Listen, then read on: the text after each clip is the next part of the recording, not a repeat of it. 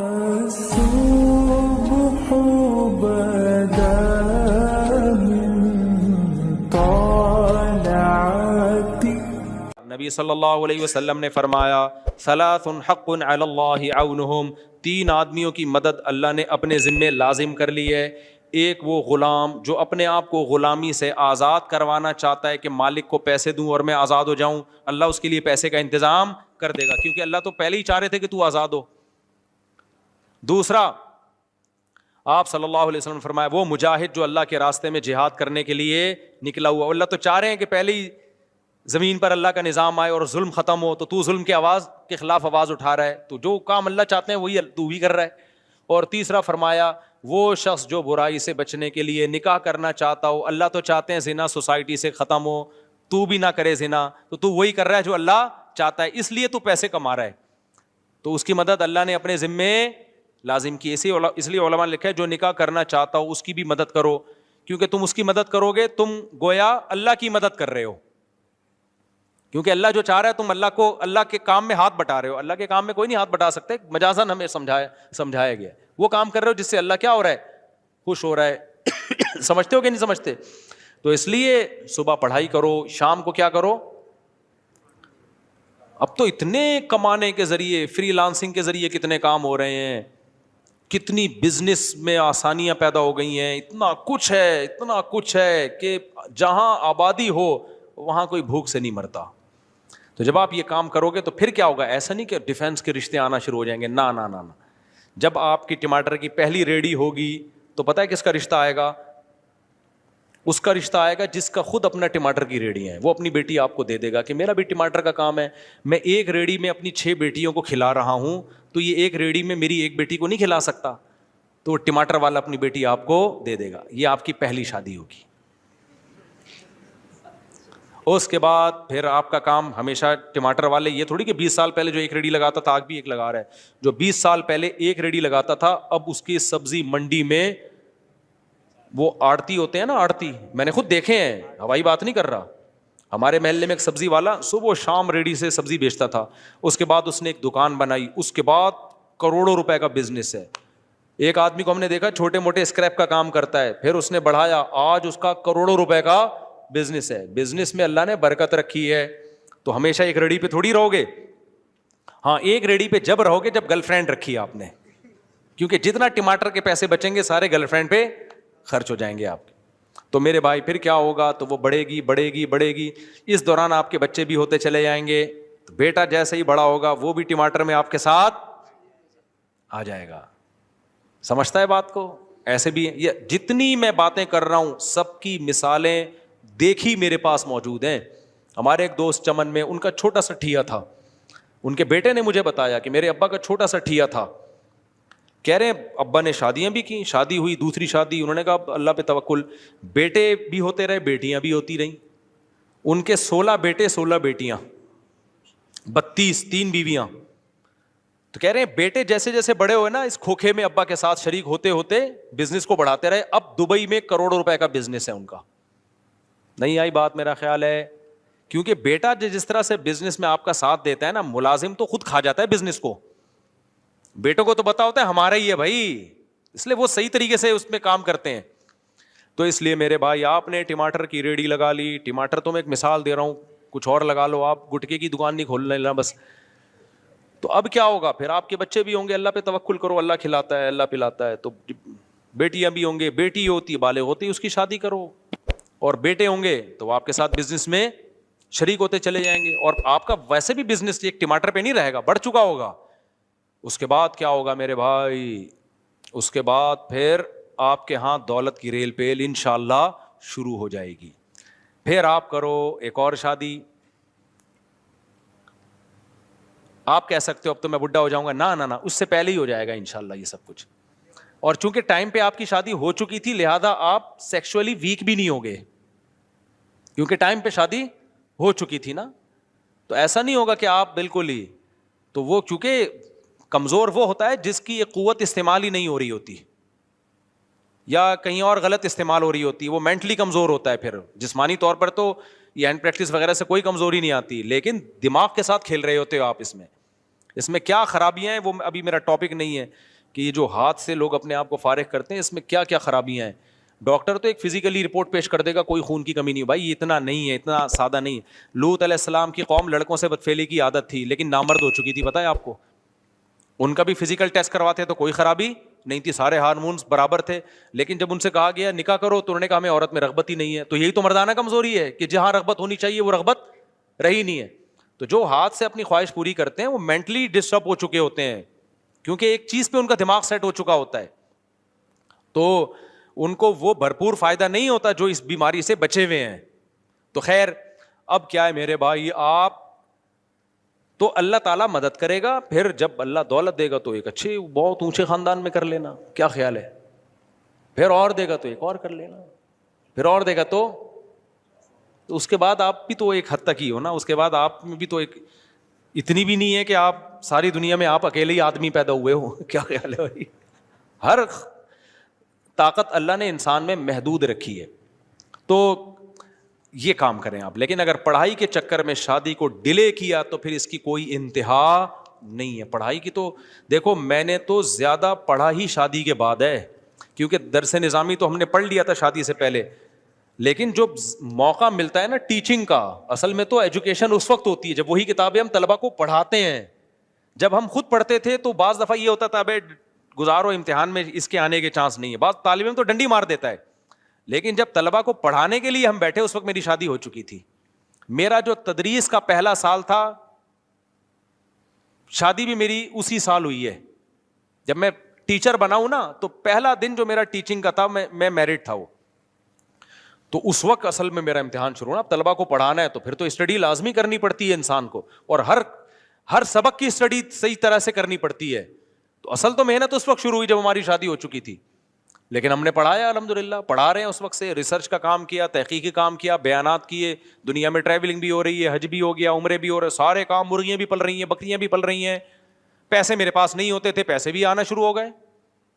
اچھا آپ لوگ تو کہہ رہے ہوں گے یوٹیوب تو آیا ہے نا, اس سے پہلے میں کیا کر رہا تھا.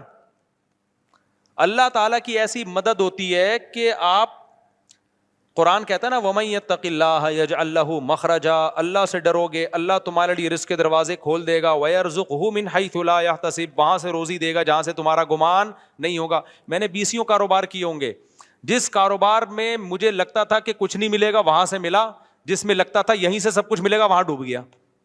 لیکن گھر چلتے رہے الحمدللہ, ٹھیک ہے نا. گھر کیا ہوتے رہے ہیں, چلتے ہی رہے. بچے بھی آتے رہے مارکیٹ میں, گھر بھی چلتے رہے. اور میرے بھائی تو آپ اللہ پہ اعتماد کرو, اللہ پہ کیا کرو, توکل کرو. کہیں اونچ نیچ آ جائے تو صبر کرو. وہ تو کنواروں میں بھی آتی ہے کہ نہیں آتی. کتنے کنوارے یونیورسٹی میں پڑھ رہے ہیں, جیب میں گٹکے کے پیسے نہیں ہیں, تو وہ بھی تو ٹینشن ہے. تو کبھی تو شادی کے بعد بھی آ سکتی ہے, وہ تو اللہ کے ہاتھ میں. اللہ چاہے گا تو شادی کے بعد ٹینشن دے دے گا, نہیں چاہے گا تو نہ بعد میں دے گا نہ پہلے دے گا. بس ایک آیت قرآن کی یاد رکھو, اللہ سورہ نور میں کہتے ہیں ان یکونوا فقراء یغنیہم اللہ من فضلہ, نکاح کرو فقیر ہوگے اللہ غنی کر دے گا. بس چھوڑ دو اللہ کے یہاں. سمجھ میں آ رہی ہے بات, اللہ پہ ڈال دو, ورنہ اس طرح مرے رہو سڑے رہو. پھر اپنے بچوں کو بھی روکتے ہیں شادی سے, یہ بھی پڑھے گا, تو دادا بننے سے پہلے فوت ہو جاتے ہیں, نانا بننے سے پہلے فوت ہو جاتے ہیں. خوشیاں ہی نہیں دیکھ, خالی پڑھائی تھوڑی ہے میرے بھائی سب کچھ. انگریز میں بڑے بڑے سائنسدان ہیں, جاپان سے زیادہ تھوڑی پڑھ سکتے ہو. حال دیکھو بیچاروں کا کیا ہو گیا. جو پڑھے لکھے ہیں ان کی بھی زندگیاں تباہ ہو گئی ہیں. اکیلے تنہائی, رینٹے بندہ آتا ہے ان کی بوڑھے سے بات کر کے تنہائی دور کرتا ہے. تو سب کچھ پڑھائی نہیں ہے میرے بھائی, نیچرل لائف کی طرف آؤ. دوسرا سوال مفتی صاحب, جتنی بدماش تنظیمیں ہیں وہ تو اپنے حق یا جیت کے لیے جان تک کی پرواہ نہیں کرتے, بس ایک دیندار لوگ ہی رہیں گے جنہیں دین اور دنیا والا جتنا ذلیل کر دیا, حق چھین لو بڑوں کو گالیاں دیتی ہیں اپنی جان. اقرار حسن نے جو کام کیا وہ اسٹائل علماء کیوں نہیں کرتے. ابے بھائی یہ ایک بہت بڑی ٹینشن ہے, ہمیشہ نیگیٹو سوچتے ہیں لوگ. لوگ کہہ رہے ہیں اقرار الحسن نے جو کام کیا وہ علماء نے کیوں نہیں کیا. اگر یہ تو پھر سوال ہے بعض کام علماء کر رہے ہیں وہ اقرار الحسن نے کیوں نہیں کیا. ہمارے ایک استاذ بڑی پیاری بات کہتے ہیں, ہم لوگ نیگیٹو بہت سوچتے ہیں. جو اچھا کر رہا ہے اس کو اپریشیٹ کرو, اس کو بنیاد بنا کے دوسروں کو برا بولو مت کہو. ایک آدمی نے کہا نا مفتی صاحب آپ 4 شادیوں میں بیان کرتے ہو, حضرت مفتی تقی صاحب تو آپ کے بڑے ہیں وہ کیوں نہیں کرتے. میں نے کہا انہوں نے بہت سارے ایسے کام کیے جو ہم نہیں کر رہے بھائی. وہ بہت سارے ایسے, اتنا بڑا ادارہ وہ دارالعلوم کورنگی, اتنی خوبصورت ادارہ ہے وہ, جاؤ خدا کی قسم بانچیں کھل جاتی ہیں انسان کی. میں تو نہیں چلا سکتا ایسا ادارہ, میں تو اس کے 10واں حصہ بھی نہیں چلا سکتا. تو یہ جو منفی سوچ ہے نا, ہر وقت دوسروں کے کیڑے نکالنا بیٹھ کے, یہ بہت غلط عادت ہے. اور یہ ہمارے اسکالرز نے ہمیں اس کام پہ ڈالا ہے, کیڑے نکالتے رہو, وہ یہ نہیں کر رہا, وہ یہ نہیں کر رہا, وہ یہ نہیں کر رہا. سیاستدانوں نے بھی ہمیں اس پہ ڈال دیا ہے, مولوی یہ نہیں کر رہے, مولوی یہ نہیں کر رہے. بھائی جان آپ کے پاس کوئی پیکج ہے, آپ دے دو لوگوں کو, مولوی بھی کرنا شروع کر دیں گے وہ پیکج تو دو نا. ایک اسکالر ہے وہ مولوی یہ نہیں کر رہے, مولوی یہ نہیں کر رہے, انقلاب نہیں لا رہے. آپ کیا لا رہے ہو؟ آپ بھی تو باتیں ہی کر رہے ہو بیٹھ کے.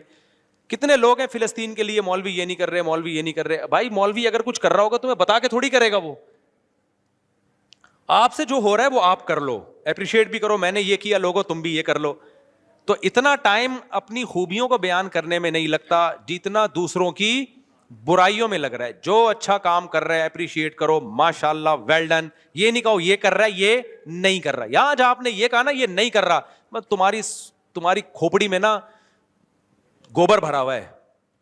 اصل میں تم لوگوں کو سب کے خلاف کرنا چاہ رہے ہو. تو اقرار الحسن نے خاندانی کام کیا, بہت اچھی بات, اپریشیٹ کرو. یہ نہیں کہو مولوی یہ کیوں نہیں کر رہے, یہ پھر بہت لمبا, پھر بڑا مسئلہ ہو جائے گا. تو جو کام اچھا کر لیا اس میں کیا کیا, میں نے بھی تعریف ریکارڈ کروا دی. اقرار الحسن زندہ باد, شف والی پھونکوں والی سرکار کی پھونک کیا کر دی اس نے, نکال دی, بہت اچھا کام کیا. تو یہ بالکل ایسا ہی ہے جیسے ایک آدمی رات کو اٹھا, تہجد پڑھ رہا ہے, اللہ سے دعا مانگ رہا ہے, اے اللہ یہ سارے مزدور سو رہے ہیں, میں اکیلا تیرے سامنے اٹھ کے دعا مانگ رہا ہوں, میرے اس عمل کی لاج رکھ. اے اللہ میں نے بھی دن بھر مزدوری کی, میں بھی اتنا ہی تھکا تھا جتنا یہ تھکے ہیں, لیکن میں نے نیند قربان کی, انہوں نے قربان نہیں کی. دیکھ رہا ہے, میرے اس عمل کی لاج رکھ. ایک مزدور نے منڈی نکالی کمبل سے, بولا کم بخت تو اپنی خوبیاں بیان کر, ہمیں ہماری غیبتیں کیوں کر رہا ہے اللہ کے سامنے. بالکل یہی اسٹائل ہے. جیسے وہ اس مشہور اسکالر حنفیوں, جب بھی کوئی مسئلہ پوچھو نا, حنفیوں نے یہ کیا ہوا ہے. ابے تم سے کوئی پوچھ رہا ہے حنفیوں نے, تم جو سوال پوچھا اس کا جواب دے دو یار. تم تو جو سوال پوچھا جا رہا ہے اس کا کیا کر دو, جواب دے دو. تم ہر بات گھما پھرا کے, اور کیا بھی نہیں ہوتا حنفیوں نے یہ وہی. تو کسی کو حنفیوں سے ایسی چڑ ہو گئی ہے, کسی کو کسی سے چڑ ہو گئی ہے. وہ یہ جو آج میرا پورا بیان ہوا نا, بغض ہو جائے تو پر ہر چیز گھما پھرا کے وہیں لے کے جاتے ہیں لوگ. تو مولویوں سے میرے بھائی چڑ نہ کرو, کسی سے بھی چڑ نہیں کرو یار, کیا ضرورت ہے. ایک ماہر نفسیات ڈاکٹر ہیں, ان کا کلپ آیا بڑا اچھا, بڑی پیاری بات کی. اکثر وہ اچھی باتیں ہی کر رہے ہوتے ہیں. انہوں نے کہا کہ دیکھو ہمارے دماغ کی ایک مخصوص کیپیسٹی ہے. جیسے کولر کی انہوں نے ایک مثال دی کہ کولر میں اگر آپ پانی ڈالیں گے تو ایک وقت تک بھرے گا نا, وہ مزید پانی ڈالیں گے تو کولر بھی ٹینشن میں آئے گا کہ نہیں آئے گا. تو اس کا حل یہ کہ نل کا کھولو, کچھ پانی نکالو, پھر مزید کچھ پانی ڈالو. تو ہم بھی جو اسٹریس ہے نا ہمارے دماغ میں ایک حد تک تو ٹھیک ہے, حد سے زیادہ اسٹریس لینی ہے نا تو پرانی والی کو نکالنی پڑے گی. تو انہوں نے کہا مزید آپ نے کوئی ٹینشن لینی ہے نا تو یہ جو سیاسی جھگڑے آج کل چل رہے ہیں یہ والی ٹینشن نکالو, پھر مزید کوئی ٹینشن لے کر آؤ. جو آج کل سیاسی جھگڑے نہیں چل رہے, پھر ڈاکٹر نے کہا کہ اس وقت سب سے زیادہ اسٹریس میں اللہ تعالیٰ کے ہاں ساری قومیں اللہ کی مخلوق ہیں. کیا خیال ہے بھائی, ساری قومیں اللہ کی, اللہ چاہتا ہے کہ یہ قومیں آپس میں لڑیں. ماں باپ چاہتے ہیں کہ یہ میرے بھائی بیٹے آپس میں لڑیں کہ ایک کالا ایک گورا ہے, تو اللہ بھی نہیں چاہتا کہ مہاجر پٹھان سے لڑے, پٹھان پنجابی سے لڑے, پنجابی سرائکی سے لڑے, کیونکہ سب اللہ کی مخلوق ہیں. الخلق عیال اللہ, حدیث میں آتا ہے مخلوق ایسے جیسے اللہ کا خاندان.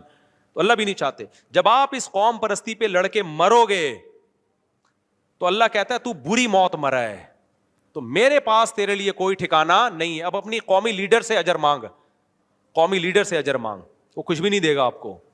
وہ 4 دفعہ قبر پہ آگے پھول چڑھائے گا, فاتحہ پڑھے گا, اس کے بعد بھول جائے گا. بڑے لوگوں نے ہٹلر کے لیے کتنے لوگوں نے جانیں دی تھی نا, کیا کیا ہٹلر, خود بھی آخر میں گولی مار کے مرا ہے. اچھا میرے بھائی, میں ایک مدرسے میں مدرس لگا اور شروع میں یہ طے ہوا تھا کہ وہاں مستقل پڑھاؤں گا, اور اس وقت واقعی یہی نیت تھی. ابھی 1 سال پورا نہیں ہوا کہ بعض مجبوریوں کی وجہ سے چھوڑنا چاہتا ہوں. کیا یہ جائز ہے؟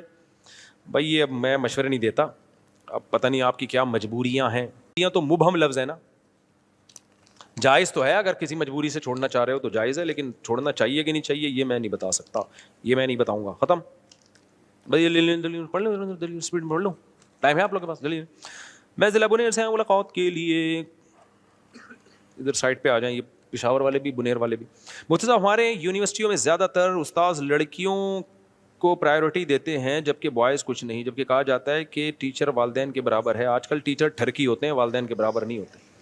لڑکیاں دیکھ کے بہت پگھلتے ہیں. سب ٹیچروں کی بات نہیں کر رہا بھائی, بہت اچھے بھی ہوتے ہیں اس میں, لیکن ٹیچروں کے لڑکیوں کے ساتھ, سوری یار آپ تو بہت اچھے, آپ بہت اچھے ہو نا, میں سب کی بات کر ہی نہیں رہا نا, میں نے پہلے کہہ دیا بہت سے ٹیچر بہت اچھے ہیں الحمدللہ, پہلے ان کے کہنے سے پہلے میں نے کہہ دیا تھا. لیکن ٹیچروں کی بڑی کمپلینز آ رہی ہیں لڑکیوں کے ساتھ. وہ جب لڑکیاں کو ٹیچروں لوگ استعمال کرتے ہیں نا, پھر وہ لڑکی ہمیں بتاتی ہے فون کر کے ہمارے پروفیسر صاحب اس سلسلے میں آئے تھے اور اس سلسلے میں, کیونکہ ٹیچر آدمی پہلے ہوتا ہے, ٹیچر بعد میں ہوتا ہے. سب سے بڑی ٹیچر تو امہات المومنین ہے. قرآن نے ان کے بارے میں کہا ہے کہ جب کوئی صحابی تم سے شرعی مسئلہ, آپ سے شرعی مسئلہ پوچھنے کے لیے آئے تو فاسألوہن من وراء حجاب, پردے کے پیچھے سے پوچھو. اور امہات المومنین کو کہا گیا کہ آپ نے جواب جو دینا ہے تو آواز میں نرمی نہیں پیدا کرنی ہے, ٹو دا پوائنٹ جواب ہو بس. وہاں جب یہ حفاظت کی جا رہی ہے تو یونیورسٹیوں میں خام خواہ ایک فرض کر لیے ٹیچر چونکہ ہمارے باپ کی طرح ہیں تو یہ لڑکیوں کو جوان ایک نمبر کے ٹھرکی پروفیسر یونیورسٹیوں میں پڑے ہوئے ہیں. سارے نہیں ہیں میں مانتا ہوں, لیکن بہت سے ٹھرکی, اور کتنی لڑکیوں کی زندگیاں برباد کی ہیں.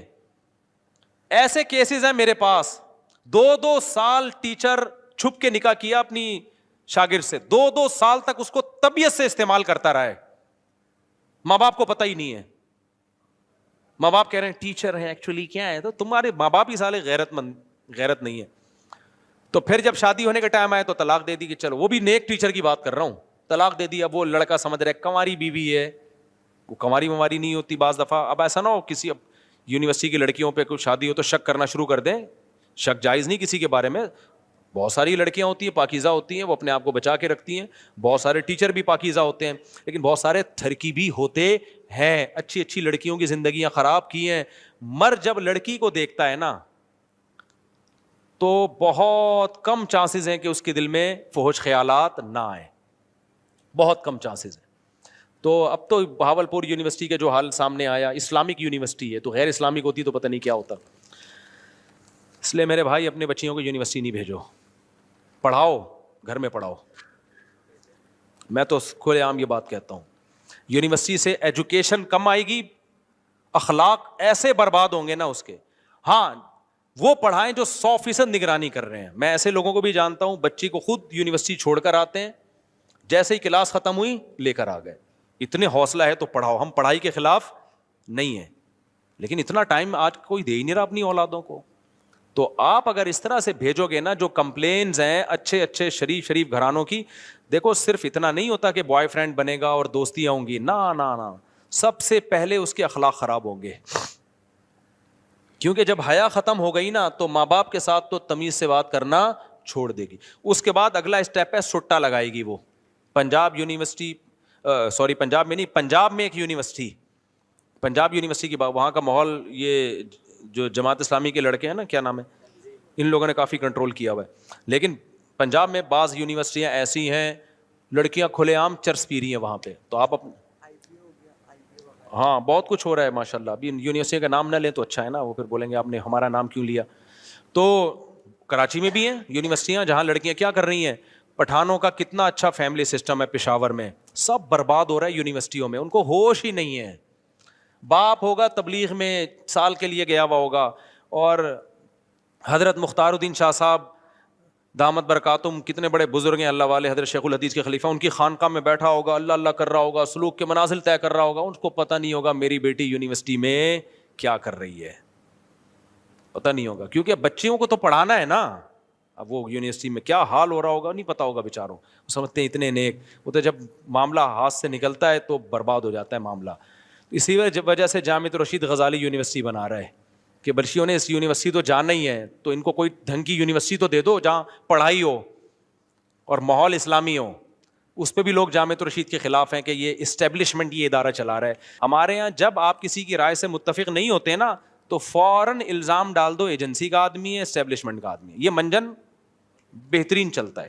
آپ کی پالیسی سے کوئی بھی اختلاف کرے تو سیاسی لیڈروں میں بھی یہی ہوتا ہے, سیاسی لوگوں میں. تو ان کی پالیسی سے آپ اختلاف کر سکتے ہو. یہ منجن جو ہے نا کہ فلانے آدمی اور ڈمکانے آدمی, یہ بیکار کی بات ہے. نماز جنازہ کی کتنی شرائط ہیں؟ صرف 4 فرض ہیں نماز جنازہ کے, 4 تکبیرات. اس لیے نماز جنازہ کی دعا نہیں بھی آتی نا تو تکبیر کہہ دیا کرو. یہاں بھی وہی ہے. ابھی کسی نے ایک اسکالر سے پوچھا کہ نماز جنازہ, اس نے کہا حنفیوں کی بہت مختصر نماز ہوتی ہے. ابے تم سیدھا سیدھا تم طریقہ بتا دو بھائی, سنت یہ ہے, کیا خیال ہے؟ علماء احناف سے بھی ہم نے سنا ہے, خود میں نے سنا ہے کہ یہ جو اتنی مختصر ہم دعا مانگتے ہیں, یہ نہیں, اس کے علاوہ بھی حدیث میں دعائیں ہیں نماز جنازہ میں, وہ بھی مانگنی چاہیے. خود حنفی علماء سے ہی ہم نے سنا ہے. تو ایک چیز رائج ہو گئی مختصر, تو آپ اس کو یوں کہہ دو بھائی یہ والی مانگ لینی چاہیے, تو وہ تو پہلے سے علماء کہہ رہے ہیں. اب چیز رائج نہیں ہے عوام میں تو اس کو رائج کرنے کی کوشش کرو, لیکن وہی بات ہے ہر چیز میں منفیت. تو فرض صرف 4 تکبیریں ہیں, باقی پھر ثنا ہے, درود شریف ہے. کوئی سورہ فاتحہ دعا کی نیت سے پڑھنا چاہے تو بھی ٹھیک ہے. اور یہ جو عبداللہ بن عباس کا قول ہے نا کہ سورہ فاتحہ پڑھی اور فرمایا کہ تاکہ تمہیں پتہ چل جائے کہ یہ سنت ہے, تو بعض لوگ کہتے ہیں دیکھو عبداللہ بن عباس تو سورہ فاتحہ کو سنت کہہ رہے ہیں, اور حنفی لوگ کہہ رہے ہیں کہ سنت نہیں ہے. یہ جو سنت کا لفظ جب صحابی استعمال کرتے ہیں نا, تو اس سے ہمیشہ وہ سنت مراد نہیں ہوتی کہ جو نبی کی سنت ہو. اس کا مطلب ہوتا ہے یہ بھی جائز ہے, یہ بھی طریقہ ہے. اور یہ محدثین سے یہ ثابت ہے کہ سنت کا لفظ صحابی ہمیشہ نبی کے لیے استعمال نہیں کرتے بلکہ جواز کے لیے بھی استعمال کرتے ہیں. اور عبداللہ بن عباس نے یہ کہا بھی اسی وجہ سے, تاکہ لوگوں میں رواج نہیں تھا سورہ فاتحہ کا. تو رواج کیوں نہیں تھا؟ نبی سے نہیں سنی انہوں نے, تبھی تو رواج نہیں تھا. تو انہوں نے کہا یہ بھی جائز ہے, اس سے اتنا بائیکاٹ کر لینا کہ اس کو حرام سمجھو, یہ غلط ہے. تو یہ تو حناف کے مسلک کی تائید ہو رہی ہے اس سے. باقی جب ہمارا پڈا شروع ہوگا نا, پھر ہم انشاءاللہ اس پہ تمیز سے ایک ایک چیز ریکارڈ کروائیں گے. ابھی تو میں چاہ رہا ہوں نہ ہو پڈا. نماز جنازہ کی کتنی شرائط ہیں؟ نماز جنازہ کی فرائض کیا ہیں یہ بتا دیا میں نے. 4 تکبیریں, باقی وہ دعا بھی ہے, اور اس کے علاوہ بھی بہت ساری دعائیں, وہ بھی پڑھ لو. بس ایک ہی دعا رٹا لگا کے یاد کی بھی, اللہم اغفر لحینا ومیتنا وشاہدنا وغائبنا وصغیرنا وکبیرنا وذکرنا وانثانا. اور بھی بہت ساری دعائیں, کچھ نہیں تو اللہم اغفرہ ورحمہ ولا تعذبہ. میت کی مغفرت کے لیے دعائیں کرنی چاہیے. میرے ایک دوست یونیورسٹی کے آخری سال میں ایک لڑکی کو وہ پسند کرتا ہے, اور اس کے ساتھ اٹھنا بیٹھنا اس کا حتمی ارادہ ہے کہ اس کے ساتھ اس کے 1 سال بعد پڑھائی ختم کرنے کی شادی, اس کو اٹھ بیٹھ رہا ہے. تو بس شادی کے تکلف کی ضرورت کیا ہے؟ اس کے ساتھ بار بار اٹھ رہا بھی ہے, بیٹھ رہا بھی ہے, جا رہا بھی ہے. بھائی جب یہاں تک پہنچ گئے ہو, 2 گواہ بلاؤ, نکاح کرو. کیا خیال ہے؟ زندگی گزارو ہنسی خوشی. ایسی صورت میں یہ کہتا ہوں لڑکی کی ماں باپ کی بھی اجازت ضروری نہیں ہے, کیونکہ ماں باپ نے اتنا لڑکی کو اختیارات کیوں دیے کہ بوائے فرینڈ کے ساتھ گھومے؟ جب اتنا کر دیا ہے تو بوائے فرینڈ بنانے سے پہلے اس نے آپ سے نہیں پوچھا, اب نکاح سے پہلے بھی نہیں پوچھے گی وہ. میں مانتا ہوں کہ باپ سے پوچھنا چاہیے, لیکن باپ پھر باپ بن کے بھی دکھائے, وہ نگرانی کرے. وہ کہے کہ بیٹا کسی سے دوستی نہیں لگانی, جو اچھا لگے مجھے بتا دینا, میں نکاح پڑھا دوں گا. دوستی لگانے کی اجازت دے دی, اب نکاح پڑھانے میں کہہ رہے ہیں کہ میری غیرت کے خلاف ہے کہ تم میری مرضی کے بغیر شادی کرو. تو تمہاری غیرت کے یہ خلاف ہے کہ لڑکا اس کے ساتھ اٹھ بیٹھ رہا ہے صبح شام. تو یہ سمجھ میں آنے والی باتیں نہیں ہیں. تو ایسی صورت میں بھائی دونوں نکاح کرو ایسی کی تیسی, اور کورٹ میرج کرو. پھر میرے پاس آتے ہیں لڑکی کو بھگا کے لے آتے ہیں, آپ شادی کرا دو. پاگل ہوں میں؟ جاؤ عدالت میں جاؤ, کل پکڑا جائے گا میرے پر ڈالے ان نے بولا تھا. ایسا ہوتا ہے, بولے ان نے بولا تھا. میں اپنی شادی میں بھاگا ہوا تھا, تمہاری شادیوں میں کیا کروں گا میں؟ جب میں نے شادی میں تو بھاگ گیا تھا, میرے تو بڑا خطرہ تھا, بندوق نکلی ہوئی تھی میرے اوپر. ترکی سے جماعت آئی ہے, مولانا سے ملنا چاہتی ہے, وہ مل لیا میرے خیال میں. مولانا جوان بندے کو شادی کے بعد جماعت میں 7 ماہ کے لیے جانا جائز ہے؟ بیوی کو لے کے جائے یار,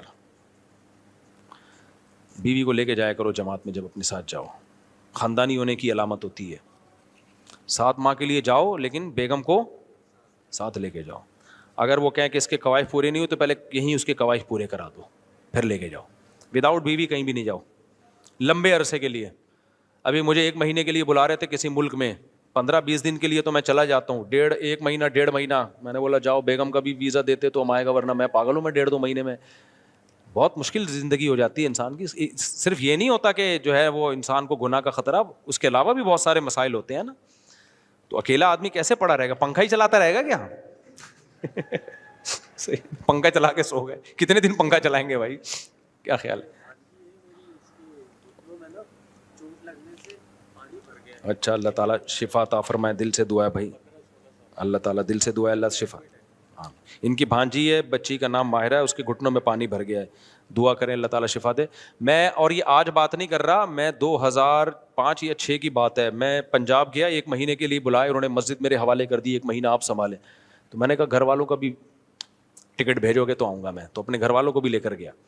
تو جب اتنا لمبا عرصہ کے لیے کہیں جاؤ تو فیملی آپ کے ساتھ ہونی چاہیے, میری یہ رائے ہے. باقی بعض دفعہ وسائل, ہمیں تو انہوں نے ٹکٹ بھیج دیا تھا, اب نہیں بھیجتے تو پھر سوچتے کہ لے کے اتنی گنجائش ہوتی تو لے جاتے, نہیں ہوتی تو نہیں لے کے جاتے. سمجھتا نہیں ہے نا بات کو. تو جیسے اللہ تعالیٰ نے 7 آسمان کا ذکر کیا ہے, آسمان کو تو سمجھ میں آتا ہے, ہاں زمینیں کہاں ہیں 7 زمینیں, اور اس میں یہ کہ جیسے اللہ کا کعبہ شریف کے اوپر فرشتے طواف کرتے ہیں, اس کے اوپر اللہ کا عرش ہے اور اس کے اوپر کرسی ہے, جی. تو وہ ایک اوریجن پوائنٹ ہو گیا. تو 7 دیکھو یہ جو اللہ کی کرسی, اللہ کا عرش, یہ سب متشابہات میں سے ہیں, اس کی کیفیت ہمیں بالکل معلوم نہیں ہے. تو خود قرآن نے کہہ دیا کہ ان کی کیفیت میں مت پڑھو, تو خود قرآن کہہ رہا ہے. تو خلاصہ آخری ایک لفظ میں, نکاح بھی جلدی کرو اور جہاں جاؤ بیگم کے ساتھ, یہ خاندانی ہونے کی بولو علامت. تو ایسے خاندانی بن, بس یہ خلاصہ ہے آخر. وہ مالینا بس میری